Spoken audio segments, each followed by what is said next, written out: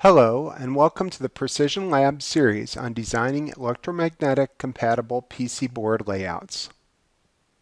Electromagnetic compatibility, abbreviated EMC, is the ability of your board or system to operate properly in the presence of RF interference, as well as assuring that your system does not interfere with other systems. Initially, the series will cover a simple qualitative view of PCB design methods that will minimize your design's RF emissions and susceptibility to interference. Later, specific EMC test standards and methods will be discussed. The series is specifically intended to cover mixed signal designs where the digital signals are less than 100 MHz and the clock rise times are greater than 1 nanosecond. The series will focus on 4-layer boards, although the methods could be expanded to other layer counts. This introductory video will cover some of the basic definitions and equations related to EMC design. The video series will also provide measured test results to support the EMC theory. This video will cover the types of experiments, test tools, and test methods used throughout the series. The initial content in this series is fairly basic, but later, more advanced concepts will be covered. So, for the more experienced engineers, I hope you stay with us for the more advanced content.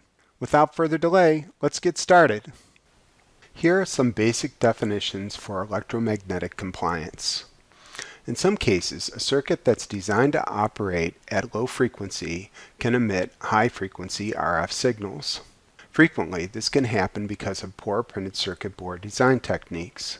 For example, driving a 50 MHz digital communication signal across a gap in the ground plane can cause RF emissions. If these emissions leave the printed circuit board and travel through the air, they are considered to be radiated emissions. On the other hand, if the emissions travel through a cable, they would be considered to be conducted emissions. RF emissions can be picked up by other circuits and impact the circuit's performance. A circuit subjected to the RF emissions may be sensitive or insensitive to this issue. For example, a long PC board trace or cable can act as a good antenna and be especially susceptible to RF pickup. The degree to which a circuit is sensitive to RF pickup is called RF susceptibility or immunity of the circuit. Finally, it should be noted that some circuits will intentionally radiate, whereas some radiation is unintended. For example, a cell phone is designed to transmit RF signals, so it is an intentional radiator. On the other hand, the digital communications we mentioned previously was not intended to radiate RF noise. One of the main goals of this content is to provide methods to minimize the unintended emissions and improve the immunity of circuits to RF noise. This slide shows how a 10 MHz digital square wave can have frequency content to GHz. Technically, the waveform we are considering here is a trapezoid wave, as the waveform has finite rise and fall times. The Fourier theorem states that any repetitive signal can be represented as an infinite series of sinusoidal waves called a Fourier series. The Fourier series for the trapezoidal waveform is shown at the right. The frequency of the square wave is 10 MHz. This means that the Fourier series will have a fundamental component at 10 MHz, then will have frequency content theoretically to infinite frequency. Fortunately, the harmonic content decreases rapidly so that, from a practical perspective, the harmonics are very small at high frequencies. Analyzing the Fourier series will show that the roll-off of the harmonics is 20 dB per decade for frequencies just above the fundamental, then increases to 40 dB per decade at higher frequencies. The point at which the attenuation changes from 20 to 40 dB per decade is considered to be the RF emissions bandwidth. After the bandwidth limit, the harmonics are considered to be insignificant from an emissions perspective. The bandwidth is calculated by taking 1 over pi times the rise time. Thus, the rise time of the square wave is a key factor that determines how far in frequency the harmonic content extends. Both square waves shown here have the same fundamental frequency, but have different rise times. The first example has a fast rise time of 1 nanosecond, and the bandwidth limit is 318 MHz.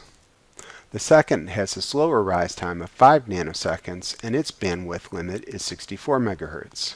Later, we will see measured results that show RF emissions for different rise times. Here we present equations for velocity and wavelength for electromagnetic waves for printed circuit boards. The velocity is determined by dividing the speed of light by the square root of the relative permittivity of the PC board dielectric. FR4 is the most common dielectric, and it has a permittivity of 4.5. This number is not well controlled and it can vary significantly. Higher frequency boards often use better controlled dielectrics such as Johnson. In any case, applying the equation for FR4 dielectric, the velocity is 1.414 times 10 to the 8th meters per second. The wavelength of an electromagnetic signal is determined by dividing the velocity by the applied frequency. So for a 10 GHz signal, the wavelength is 14 millimeters. The wavelength is important in PC board design as it's an indication of how good a trace or cable acts as an antenna. Traces that are multiples of a quarter wavelength make good antennas. Traces that are shorter than a tenth of a wavelength are considered to be short from an RF perspective. We will refer back to these equations throughout this presentation. One of the key concerns is that we do not want to create unintended emissions for our PC board designs. Unintended emissions can happen when long PCB traces act as antennas. Also, it's important to have a continuous ground plane beneath your PC board trace. If there's a slot in the ground plane, as shown on the right, this can cause emissions. We will discuss this in detail later, but for now, I want you to know that any structure that works well as an antenna for emissions will also work well as a receiver. The principle that an antenna will work equally well as a transmitter or receiver is called reciprocity. Keep in mind that when we cover PCB design problems that cause emissions, the same design may also create noise immunity issues. In the example above, driving a digital signal across a split in the ground plane will cause emissions. Placing a low-level analog signal above a split isn't likely to cause emissions, but through reciprocity it will act as a good receiver and pick up RF noise. Finally, if you wanted to create an intentional transmitter, such as a Bluetooth device, one way to create an antenna is to drive a signal across a split in the ground plane. The picture on the left is a Vivaldi PCB antenna where a signal is driven on the top layer across a split in the ground plane. Note how similar this structure is to the unintended antenna. We will return to the example of driving signals across gaps in the ground return path, as it is one of the most common EMC design errors. Here are some basic printed circuit board layout definitions. The figure on the left is a 4-layer PCB with a top and bottom layer as well as 2 internal layers. Generally, the internal layers are reserved for ground and power planes, and the outer layers are used for signal traces. The functional order and number of layers on a PCB is called the stack-up. So, for example, a 4-layer board may have a stack-up of top equals signal, inner 1 equals ground, inner 2 equals power, and bottom equals signal. The layers in a PCB are separated by a fiberglass insulative material called dielectric. The most common dielectric material used is FR4. Higher frequency designs may require more expensive dielectrics, such as Johnson, but we will only cover FR4. A PCB core is a rigid dielectric material with 2 copper layers on top and bottom. A 4-layer board is built by adding thin sheets of dielectric material called prepreg on the top and bottom, followed by a top and bottom layer of copper. An important point here is that the core thickness is generally large compared to the prepreg thickness. Thus, the top and bottom layer are very close to the inner layers. This is important from an EMC perspective. Beyond understanding the basic PCB construction, it's important to understand a few common PCB geometries. The microstrip is a single PCB trace above a copper plane, and the strip line is a PCB trace placed between 2 return planes. The length and width of the trace, as well as the dielectric thickness, will impact various PCB characteristics such as impedance. We will refer back to the microstrip and strip line configuration throughout this material. This slide shows a typical mixed signal system. A low-level analog signal from a bridge sensor is applied to an instrumentation amplifier, which is followed by a high-speed op-amp. The op-amp drives an analog-to-digital converter, which is connected to a precision voltage reference and microcontroller. In this system, look for rapid transients as the most likely noise sources for RF emissions. The digital I/O signals, the reference input, and the analog-to-digital converter inputs all have switching transients associated with them. There are many techniques that can be used to minimize noise.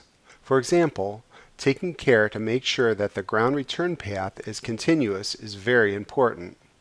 Proper layout and selection of decoupling capacitors is also useful for minimizing noise. From a digital perspective, minimizing overshoot and reflections reduces noise and crosstalk. The sensitive low-level analog may not be a source of noise, but it can be easily corrupted by noise, causing large measurement errors. Minimizing trace length for low-level signals and keeping them away from transients can help prevent noise coupling.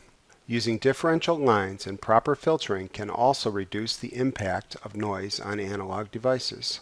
Throughout today's presentation, all of these concepts will be discussed in detail with emphasis on proper PC board layout. I built and measured some PCB experiments to support the theory in today's presentation. The experimental results will be discussed in detail throughout the presentation. Here I do a brief introduction to show the hardware and discuss the measurement methods. Two different categories of experiments were developed for this content. One type of experiment uses a full analog signal chain similar to what was previously introduced. This circuit is duplicated multiple times with the same schematic but different layouts. The idea here is to compare good versus bad layout methods to show how the analog performance, RF emissions, and RF susceptibility are impacted. The second category of experiments are looking at digital communications. Typically, a long trace is driven by a digital signal, and the performance impact of trace spacing, grounding, and via placement on crosstalk and emissions is considered. This slide shows the real-world test equipment used for the experimental results in this presentation. To provide a good high-frequency oscilloscope connection, a probe socket is used to connect to an SMA connector. To measure RF emissions, EMI sniffer probes are connected to an RF amplifier and a wide bandwidth spectrum analyzer. The sniffer probes measure the near-field RF emissions on the PCB. Sniffer probes are good for locating a source of RF emissions on a PCB. For product EMI compliance testing, far-field RF emissions will be measured using an antenna in an anechoic chamber. We will not cover this today, but the reference section provides a link to an excellent application note covering many of the different compliance tests. That concludes this video. Thanks for watching. Please try the quiz to check your understanding of this video's content. Question 1. Which would have higher frequency emissions? A 10 MHz square wave with a 1 nanosecond rise time, or a 50 MHz square wave with a 5 nanosecond rise time? The correct answer is A, a 10 MHz square wave with a 1 nanosecond rise time. Remember that the square wave will have frequency content out to high frequency. The rise time of the square wave will determine how wide in frequency this content will spread out.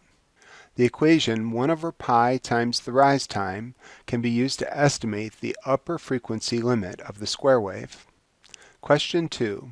What kind of EMC problem would you expect with the low-level DC analog signal? The correct answer is B. It may act as an unintended receiver. Question 3. True or false? Reciprocity states that a structure that works well as an antenna for transmitting will work equally well as a receiving antenna. The correct answer is A. True. For this reason, low-level signals are susceptible to RF pickup, and higher-level AC signals may act as unintended transmitters on PCB structures that act as unintended antennas.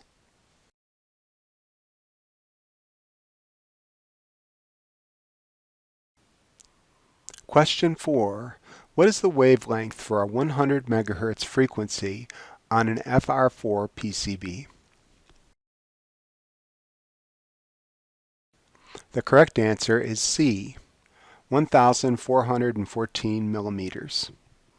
To make this calculation, first calculate the velocity by dividing 300 million meters per second by the square root of the dielectric coefficient of the PCB. In this case, the PCB is FR4 and it has a dielectric coefficient of 4.5. The velocity in this case is 1.414 times 10 to the 8th meters per second. The velocity is then divided by the frequency of the waveform to find the wavelength, which is 1,414 millimeters in this case. Question 5. What is the minimum PCB trace length that would make a good antenna for a 100 MHz frequency on FR4 PCB? The correct answer is B, 354 millimeters. This question is related to the previous question. In the previous question, we determined that the wavelength for a 100 MHz signal is 1,414 millimeters. A good antenna is a multiple of a quarter wavelength. Dividing 1,414 millimeters by 4 gives 354 millimeters. That's all for today's video. References and acknowledgments for this video series are provided in the PDF of today's video. Thanks for watching.